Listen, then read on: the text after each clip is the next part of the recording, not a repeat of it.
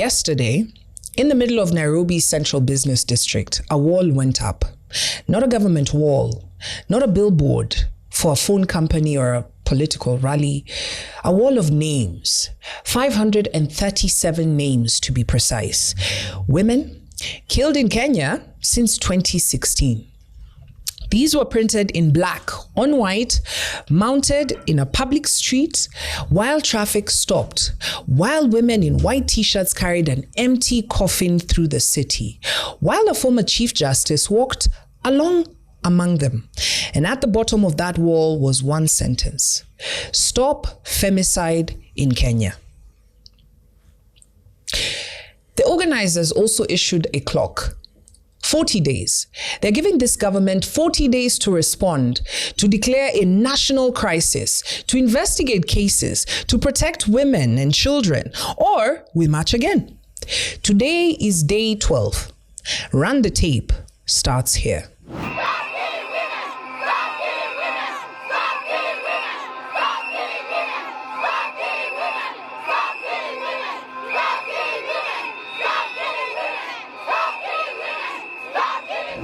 What you're watching happened yesterday. On the streets of Nairobi, thousands of Kenyans, especially women, organized the End Femicide movement alongside human rights and child protection groups, bringing the CBD to a complete standstill. They were not protesting something that might happen. They were protesting something that is already happening every single day. According to data compiled by Odipo Dev and Africa Uncensored, these are the organizations tracking this crisis most closely. They're saying that at least 69 women have been killed in Kenya since January this year alone. These are the names that are on that wall, and those are the only ones that someone has counted. I think at this point, I want to take a moment and just read out some of the names, say them out loud, so that we remember in case you do not know. Rachel Wandeto, a gospel singer.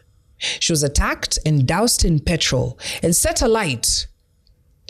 Her murder was the image organizers used to rally the march. Davin Kwamboka, a mother of two, in Migori County, that was April this year.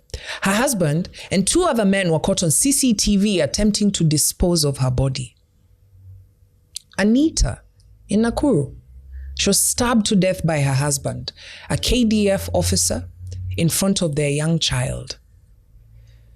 Sylvia Kemunto, a first-year student at Multimedia University, she was found dead in a water tank on campus. Rose Benta Apondi, a 21-year-old student at Ramogi Institute of Advanced Technology, murdered the same month as Sylvia. Waris Daoud, her daughter, Amina, she was 21, and her niece, Nuseiba, who's 12, they were mutilated and their bodies were found in separate locations in Nairobi. Guys, these are not statistics. They had names before someone wrote them on a wall. Here's what data is telling us about what is happening with femicide in Kenya. 75% of women killed in Kenya are killed by someone they know. Imagine, an intimate partner, a husband, a boyfriend, a relative. More than 70% are killed inside their own homes. Women aged 18 to 35 account for 59% of the cases. Many of them are university and college students. FIDA is reporting receiving 70 gender-based cases every single week across just 3 offices, Nairobi, Mombasa, and Kisumu. And Nairobi Women's Hospital is receiving 4,000 GBV cases every month. Every month.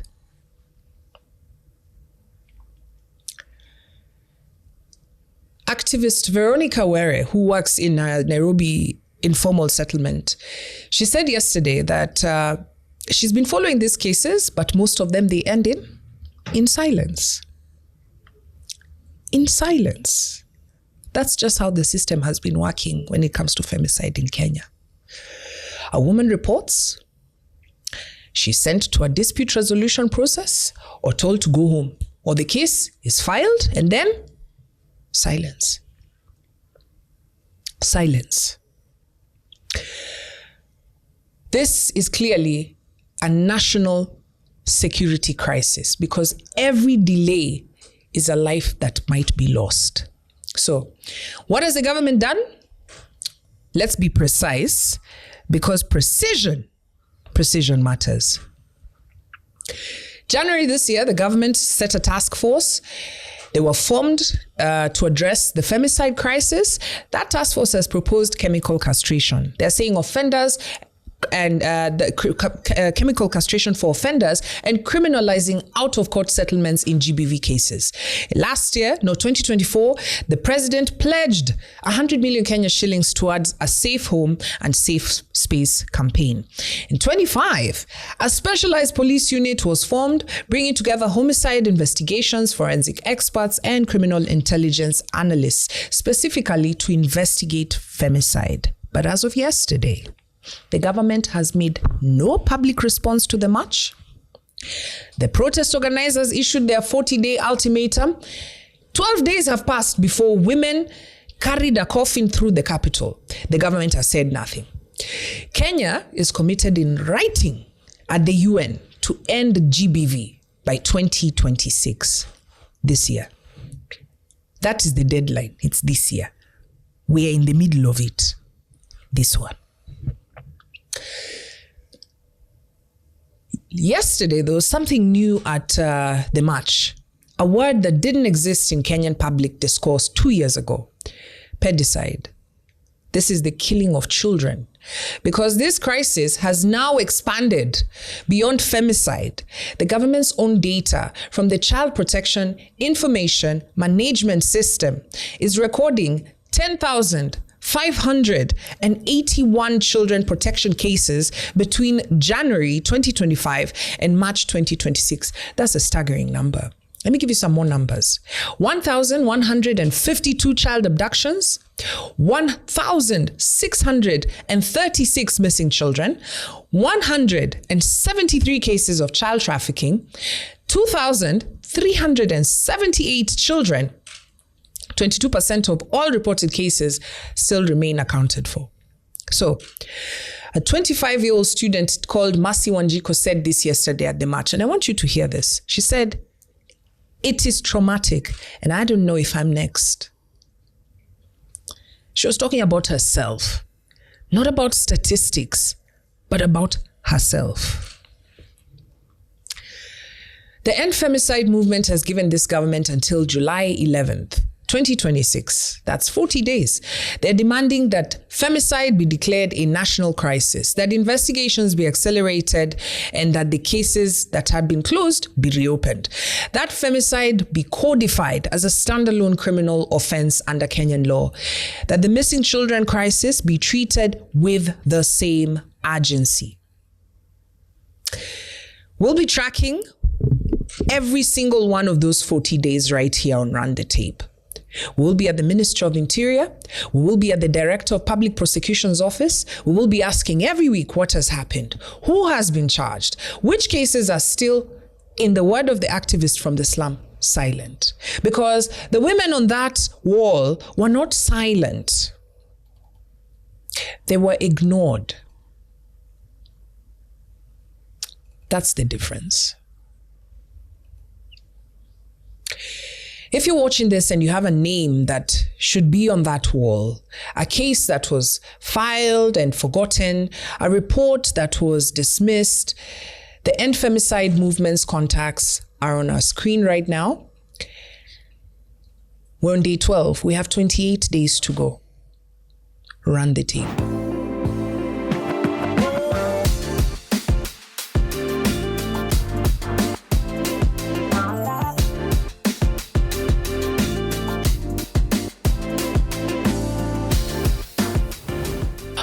Okay. Run the tape. We're back. And today we're going to a story that had all of Africa on their phones this weekend. Refreshing, arguing, tagging people in the comments because apparently, guys, a sitting African president tried to go watch football in Europe. And Europe said, oh, hell no. Or did they? Because here's the thing about this story. The truth might be actually funnier than the rumor. Stick with me. So this is what happened. So this past Saturday, May 30th, Budapest, Hungary, the Champions League final. PSG on this side, Arsenal still excited from Premier League vibes, thinking they're going to win this, one of the biggest matches in football this year at the famous Puskas Arena. Dignitaries, celebrities, billionaires, everyone who is anyone is flying in to watch this game, including the president's son. I'm talking about Kenyan president. Run the tape.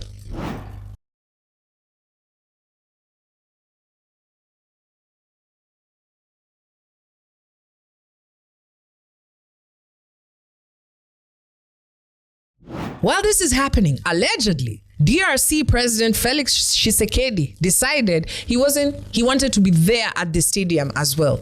President of a whole country, he packed a delegation because, he didn't roll alone. The whole squad had to roll, and they got on a plane straight to the Hungarian airport. The authorities looked at them and said, where are you going? What's in you they come to do here? Now, reports say 2 reasons that they were given. Reason 1, Hungary said that they were not notified that he was coming in advance, which, okay, I need someone to explain. How does a sitting head of state just rock up to a country and that country is not aware that the guy is coming, right? And he has PAs and so many other people. Anyway, reason 2, this is where it gets uncomfortable. They said, Ebola, right? So Hungary reportedly cited the ongoing Ebola outbreak in DRC's Ituri province as a health concern. Now, this is where I need you to just whip out your map, right? Because the Ituri province is in the east. And the capital, where the president does his stuff, is on the other side of the country. I mean, the geography is doing a lot of work that nobody asked it to do. How can the Ebola be crossing the... Anyway, so because this is where the story gets absolutely chaotic. You understand? They just told the guy, allegedly, I think, Ebola. So here's where there's a twist. And this is where the internet is not prepared for. As of the time we were recording this, there's 0 official communication or confirmation from the DRC government. There's 0 from Hungary. There's 0 from Budapest airport, right? No photos, no video, nothing from his press team. Guys, where did you guys get this story from? But wait, you guys might be onto something. You see, I did a bit of digging. I dug. And I found out Tshesikedi's brother, who's called Christian Tshesikedi, he flew into Budapest the same day, like a few days earlier. And he was with a group of friends. So the theory, and I'm not saying this is confirmed, but I'm saying this is the theory, is that the brother is the one who flew in and then then somebody saw this Tshesikedi, decided, swap the names and decided to run with it. And so that's why African Twitter is convinced that the president of DRC was stranded in Hungary trying to watch PSG. Anyway, the DRC presidents, they were posting updates of Tshesikedi in Kinshasa, chairing a cabinet meeting about Ebola on the same day. So the man may have never left the house. But knowing African presidents, guys may have had guys make content a week in advance so that they can go on holiday. So you guys are thinking a guy is at Embu doing something. My guy, the guy is in Dubai. But here's why I think this story matters. Even if the rumor is only half true, the reason it went viral is the reason Africa grabbed this story and ran. And the reason I'm telling you the story is because it's completely believable. Think about it. An African president being frozen entry in a European country is possible, Cindy. But can you think the reverse can happen in Africa? Absolutely never. And the Ebola excuse, that's a conversation that DRC has been trying to have for years, that the stigma attached to the outbreak follows Congolese people everywhere, through airports, through visa applications, through hospitals, long after the risk has passed. So yes, this story might be a case of broken telephone. The brother who flew to Budapest might be the one at the airport drama, but the internet filled in the gaps and they were just like, yeah, the president, whatever, and sent it around the world. But the facts that millions of Africans read the headline and immediately thought, yeah, that tracks. That's the real story. That should tell you where Africa and African presidents are seated. So where are we? Tshesikedi, I can bet you he's probably in Kinshasa. Probably fine, probably didn't even watch the Champions League, but his brother was stuck in an airport in Hungary. And that's that. That's the story. And now you know. This week, South Africa watched hundreds of learners in Kraaifontein take to the streets demanding that foreign nationals be removed from their schools. Yes, you heard that right. Now, at first glance, it's easy to file this under xenophobia and then move on, right? But run the tape.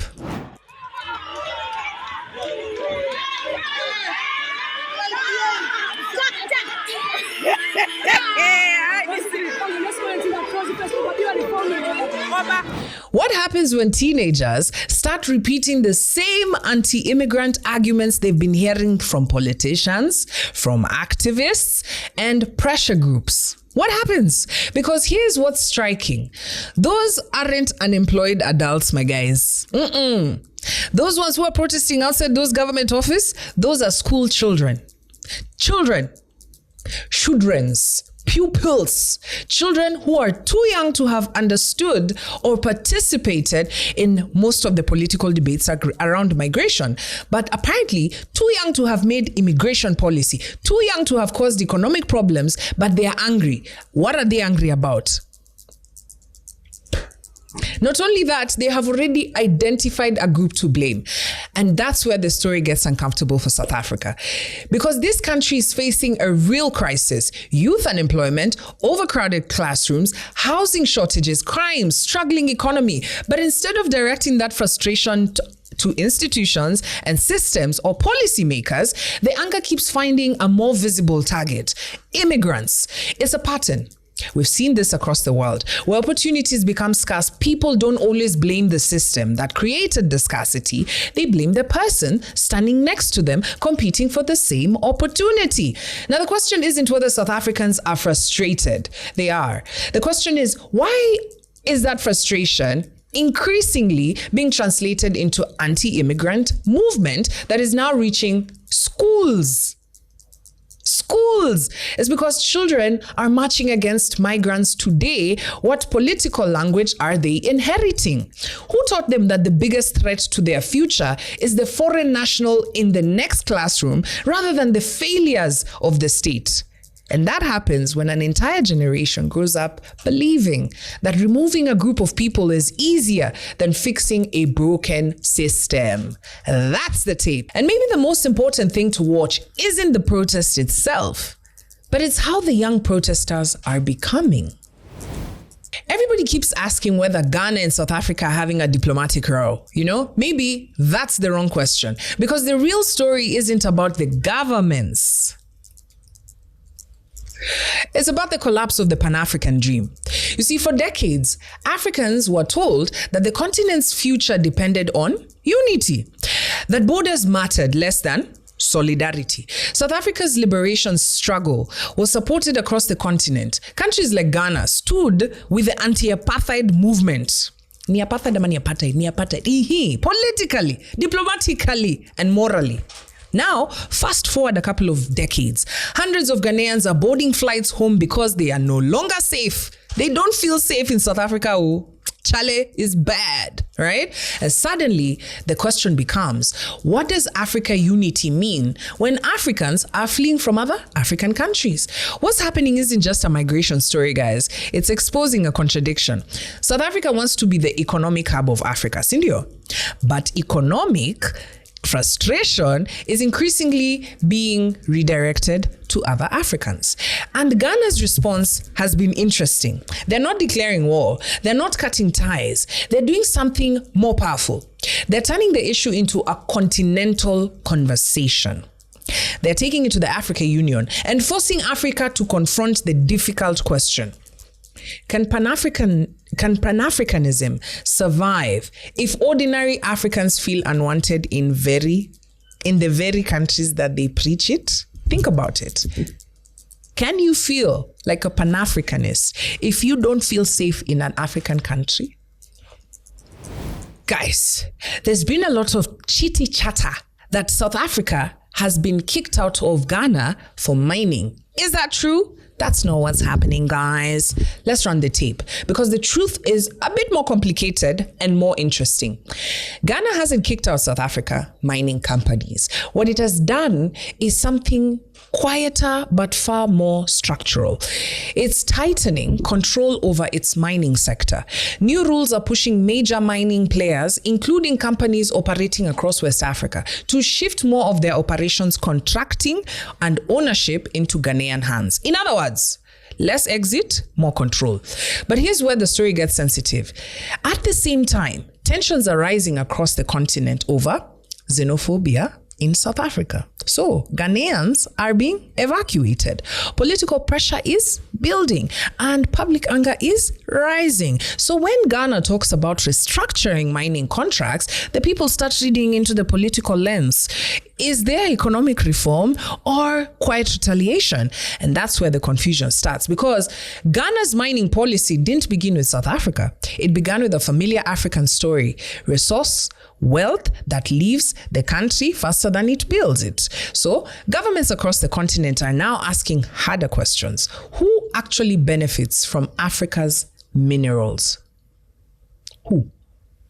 Foreign capital, multinational companies, or the countries sitting on the resources? So when people say Ghana is targeting South African mining companies, they're missing the timeline. The reform came first, the tension came after, but in the current climate, timing is everything. Because now every policy shift gets interpreted as geopolitics. Every contract change looks like retaliation. Every economic decision becomes a headline in a larger continental conflict. So, run the tape again. Ghana isn't expelling South African companies. It's rewriting the rules of who gets to extract value from its ground. And in a moment where African unity is already under pressure, even economic policy stands to sound like diplomacy. That's the tape. When the president stood at the national prayer meeting, he said something that stuck, that Kenyans always want to think negatively about their country. He framed it as a mindset problem. Almost like the issue is perception, you know? Like the country is fine, but the citizens are the ones who are misreading it. So here's a question. Are Kenyans actually negative about their country? Or are Kenyans reacting to what they see and experience and being told they are wrong for interpreting it that way? Because that's the distinction that matters. When you read the headlines, just know that there are people who are doing their business. And for their business to succeed, they must write about bad news, because that's how it sells. The bad news you read in the headline is not the whole story. It is the story to sell the newspapers. You will not see the good news in the headlines. And I have no doubt in my mind that it doesn't matter how many headlines are written that Kenya is going in the wrong direction. This country will never go in the wrong direction. So let's talk about it. If every citizen raises the concern, and the response is, you're being negative. You're undermining the country. In fact, you don't even understand the bigger picture. Then the question becomes less about attitude and more about communication. Are concerns being addressed or dismissed as negativity? Okay. Now that I have already set the nice preamble, let's talk Ebola, okay? Take the Ebola isolation facility that's being set up in Laikipia, by the way, which should already be done by now, Sindio? Because, when Trump says it's going to happen in a hurry, right? A proposal emerges at a high-level Ebola quarantine unit in Kenya, primarily to handle individuals exposed outside of Kenya, in a region where Kenya itself has no active Ebola outbreak. Immediately, of course, public concerns rises, like, why here? What risk does this introduce? Who benefits from this arrangement? Because clearly it's not Kenyans. If you're outside of Kenya, stay there, And then the response from the official is broadly, us guys, we're super prepared, guys. In fact, guys, the partnership between us and America is like top to top. This is a standard health cooperation, guys.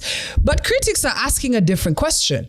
Is this a real standard practice or a rare arrangement that shifts external health risk management into Kenyan space? Because globally, Ebola containment typically happens in outbreak countries. Where the outbreak has happened, contain it there. Or in highly specialized facilities in the patient's home country. You get sick here, you go to your country, you treat it there, okay? Or through short-term evacuation protocols. But this is unusual. And that's why Kenyans are asking deep questions. So now, of course, the argument is in two realities, right? Officials, they're saying, look, Kenya is set, we're ready, we're prepared. Us guys, when it comes to international cooperation, we're the top, we're strengthening capacity. But the public is coming out very strong and saying, my guy, why are you importing us risk here? My guy, why are you bringing for us risk infrastructure, even jengay for us an isolation? Who asked you? Unclear long-term precedented shifting burden of foreign biosecurity decisions into Kenya. And when those concerns are raised, critics say the response often circles back to, you're being negative, you're being misunderstood, you're not understanding the science. I like to look at a glass, not as half empty, as half full. Because I always like to look at the positive gains. Because can you imagine if I wake up every single day and all I see and hear and breathe is negative? I look at Kenya and I'm proud about what we've achieved up to now. Come on, let's breathe the goodness of this country. But I keep saying that if we are only going to be stuck on reverse, we will never go forward. Let us work together. And when you sit there and you're a young lady, and I hope that one day you may maybe decide to take political leadership and do your part. You're already doing your part in fixing the nation on this table. I told you my mom loves your show. And you're doing good conversations, and I'm proud of you. But do not be pessimistic. Do not hold your country on the negative from Monday to Friday. Hold your country on the positive. When you're fixing the nation, can you also celebrate the nation? The nation has some good things. Sorry, let me just... This is where the word gaslighting enters the public debate. Not as a clinical diagnosis, guys, but as a political accusation. Meaning, are legitimate questions being reframed as irrational negativity rather than directly engaged? So the final question becomes, when citizens question high-stakes policy decisions, are they being unnecessarily alarmed? Or are their concerns being reframed in a way that discourages scrutiny? So go back to the original statement. Kenyans always think negatively about their country. Maybe the deeper question is not about negativity at all. Maybe it's this. What happens when public concern is consistently interpreted as negativity when the stakes involve high-risk exposure?